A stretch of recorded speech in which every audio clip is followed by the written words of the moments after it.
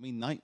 Nike, yeah. I mean, that you kind of forget. Could you imagine? You kind of that forget first that set was of irons huge. they released. That they would be very. They'd touted, sell out wouldn't they? instantly. They would. They would. I mean, you get the feeling now that if Nike brought back golf clubs, they would potentially be more popular now than they were. Yeah. There's definitely a bit of a bias towards the good old days. You know, they were great clubs. You know, it's so sad they're gone.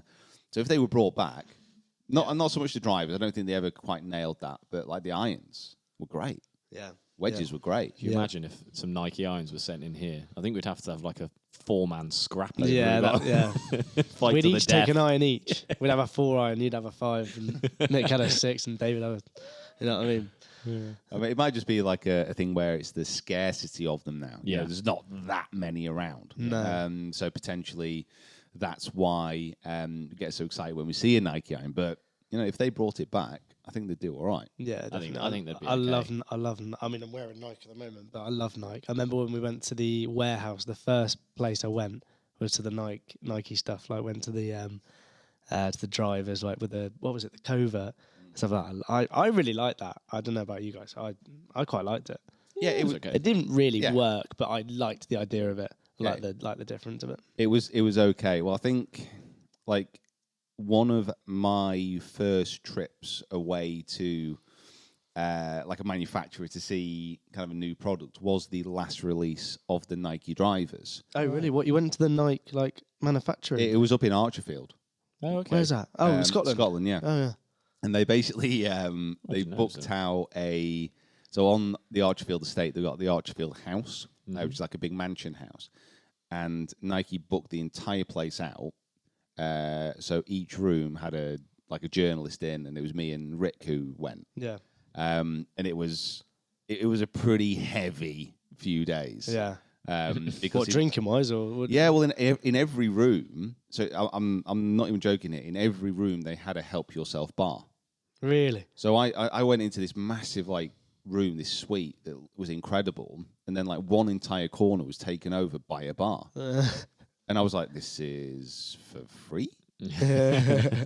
And obviously, young and pretty precious. I was like, "Well, I need to take advantage of this." Obviously, yeah. But if you ever you're ever in a situation where you get 12 to 15 journalists in one house with free booze, it's going to get a bit messy.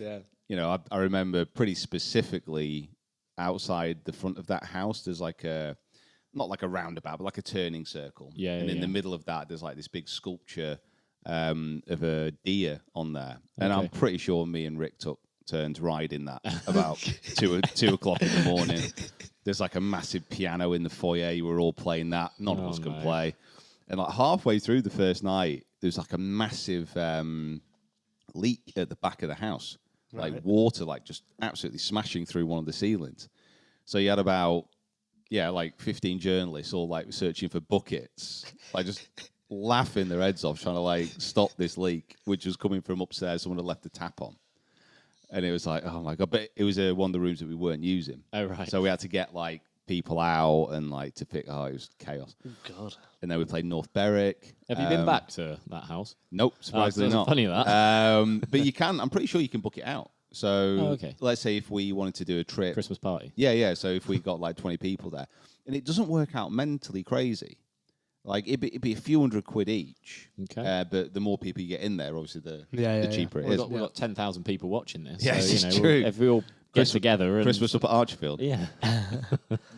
Not played. We've not played Archerfield. Well, obviously you have probably, but I've seen a lot of people going to Archerfield. Is it a good course? Yeah, it's nice. Yeah. Are we going there this year?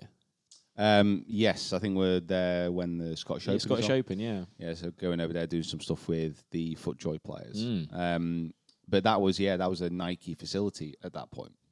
And I kind of got the sense that it was going to be Nike golf clubs were nearing the end when their big selling point of the driver, the new one, was the fact that they changed colour. Yeah. And they changed colour to be more in line with the other releases within Nike. So their football boots and Yeah. that Like kind the of stuff. blue and yellow, that sort of thing. Yeah. So at that time I was like, this isn't great. But Yeah, I mean, what were they producing? I quite like the balls as well when they came out. It's just something for me about the tick. Like I just love the tick.